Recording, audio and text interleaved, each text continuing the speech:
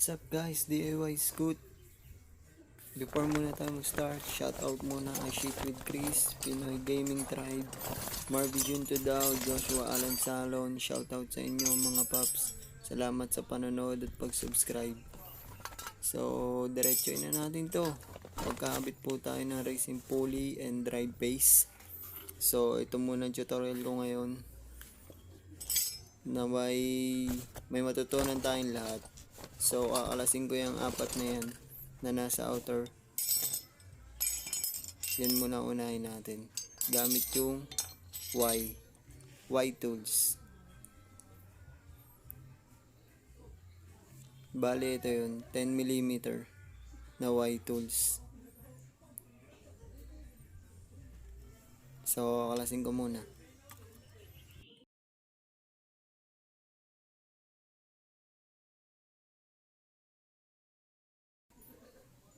So, ayan, kalas na. Pagpagan ng kaunti. Tapos, ito yung mga tornilyo. Lagay natin siya dito para hindi siya mawala. So, ito naman ang sunod. Kakalasin natin yung crankcase. Gamit itong T8. Bali, dito siya mag-umpisa paikot. Papunta doon.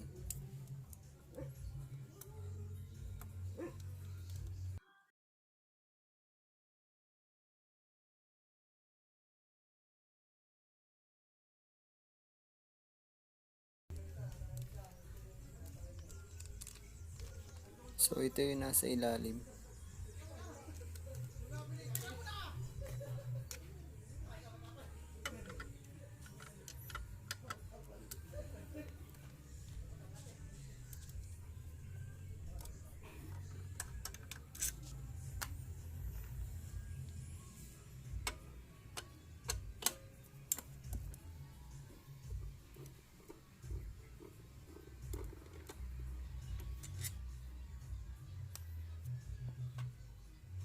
So, yung mga kinalas nating tornilyo, inilera ko siya para hindi siya mawala. In case na babalik natin, ganun uli ang pabalik. So, kalas na lahat. Kakalasin na lang natin yung crankcase.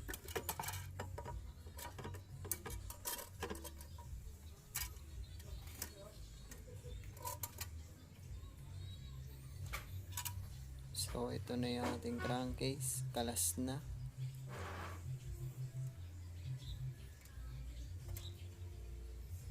Yan.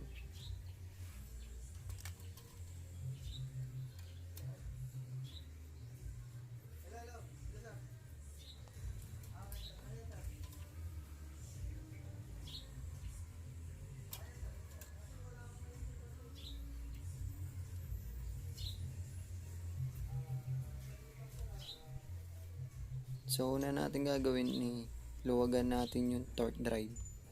Ito sa may bell. Hilahin natin siya yung torque drive para lumambot yung belt. And then, tsaka natin kakalasin yung pulley drive base doon. So, gagamitan ko siya nung allen na mataba. At tsaka number 17 na tools. Ito yun. Yan, allen.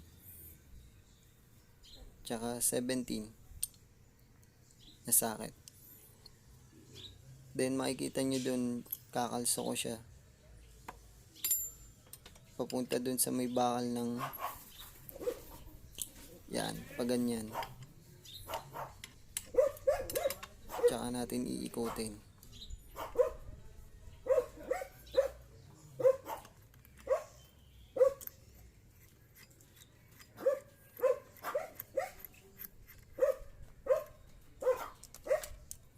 So, ito na, nakalas na natin.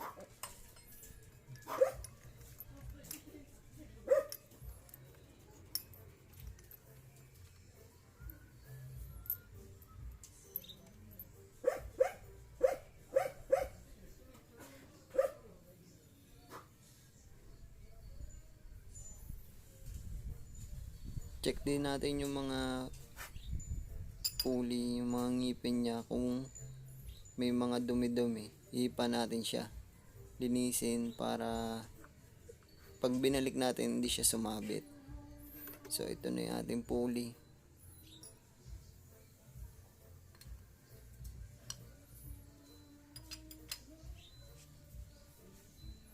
So kukunin na natin yung ating libreng racing pulley and drive base. So kunin natin yung ating bigay. Eto na, Pitts Bike Model MIUI 125 M3 pulley set ito. Libre lang to mga paps, ulitin ko, libre lang siya. Bigay lang po yan sa atin, kompleto, pinaggamitan, may kasama pa pong bola, bushing, tsaka drive base. Ang combo po ng bola nito, tatlong stock, tsaka tatlong 11 grams po yan. So ayan, kakabit natin, babalik uli natin. Yung bushing na gagamitin natin, yung kasama nung pulley drive base, tapos kakabit natin doon. So ikabit na natin to.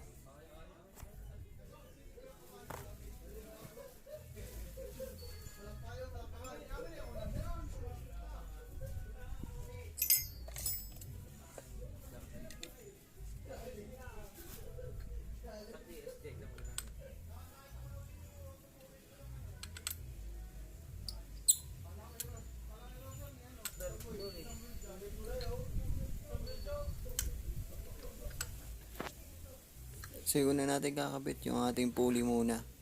Papasok natin siya dyan. Make sure na hindi makakalas yung ating backplate. Then lagay yung belt.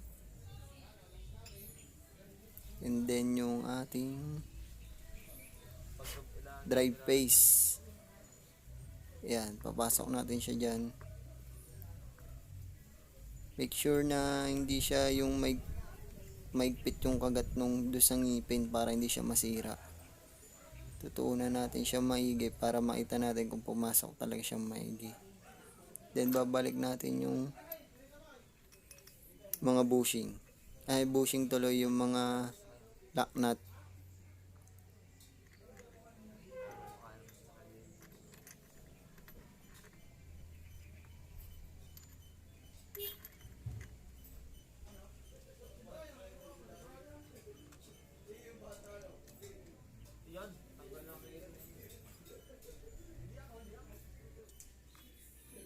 So yung nut natin, lalagyan muna natin siya nito ng Loctite. Yan, para yung ating nut nung lock ng pulley hindi siya umalas. Pampaigpit din yan. So lalagay natin dito sa nut, konti lang naman ang lalagay natin. Yan, then tsaka natin siya ikabit.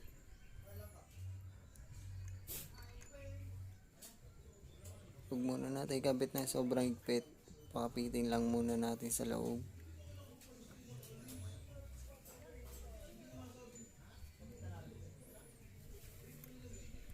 Yan.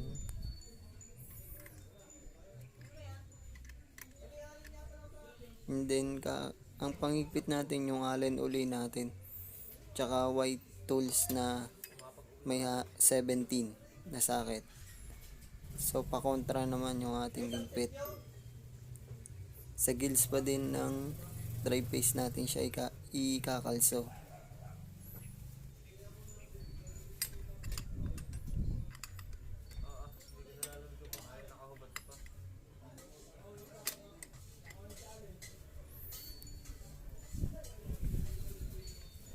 Yan, naglock na. Yan. Then yung 17, higpitan natin siya. Huwag natin pakakaigpitan ng sobra-sobra. Baka naman malos thread yung ating tornilyo. Yung pakiramdam lang natin na tama na ang higpit.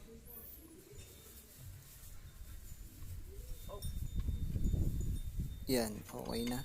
Kalasin na natin. So, try natin i-start.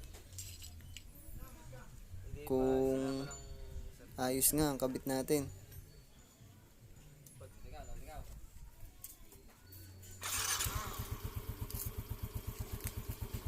Yan, okay ang ating kabit.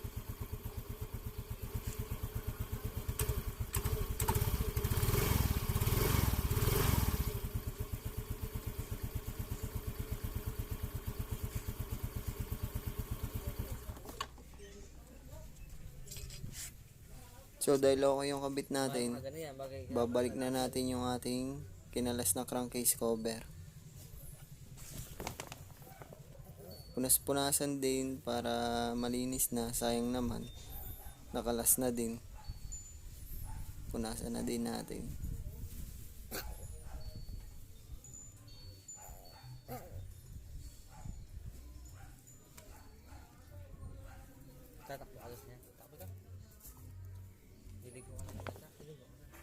So ikakabit na natin siya.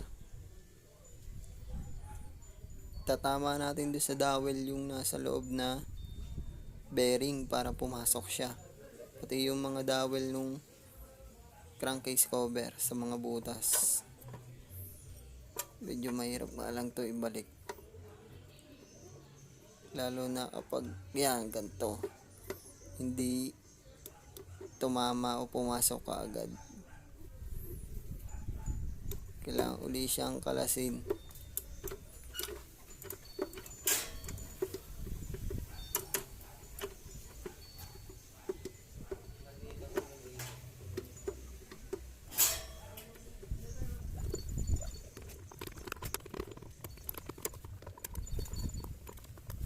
A few moments later. So yun, medyo nahirapan ako ikabit talaga. So ibalik na natin yung mga tornilyo. So pabalik uli. Una uli kung paano natin siya kinalas. Yun una muna ipapasok. Then maglalagay tayo ng isa sa ilalim para hindi siya umalog-alog yung crankcase cover.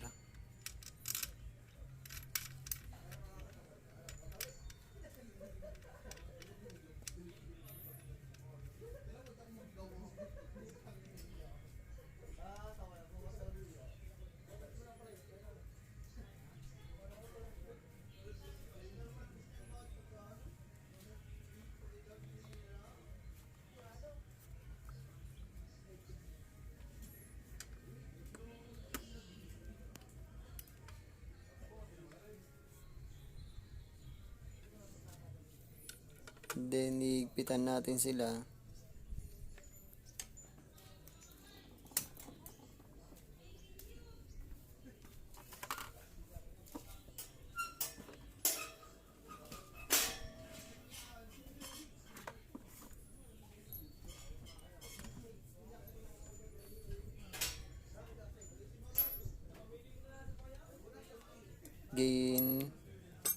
Babalik na natin uli isa-isa yung mga bolt na kinalas natin, yung sequence ng pagkakasunod-sunod.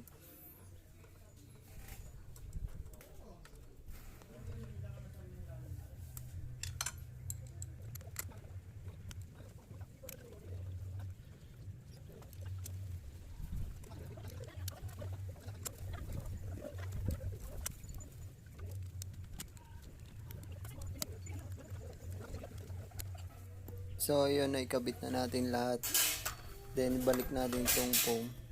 Pagpag natin siya para malis yung dumi. Then babalik natin siya doon sa dati niyang lalagyan. Mukhang kidney foam to eh.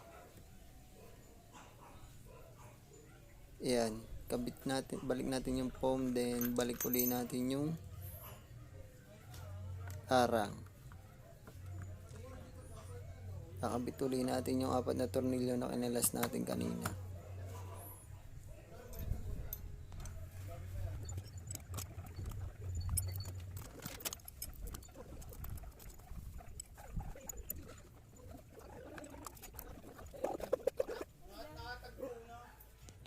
So ayun, tapos na natin siyang higpitan. Then linisin lang natin itong mga tools. Tabi natin muna. At ating susubukan kung ayos ba siya.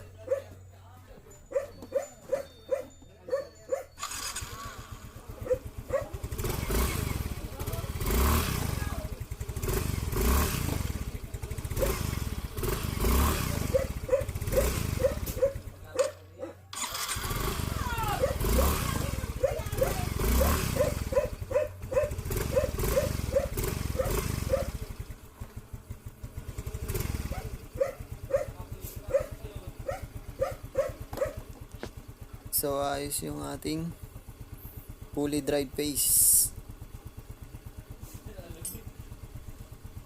Sana matesting natin siya.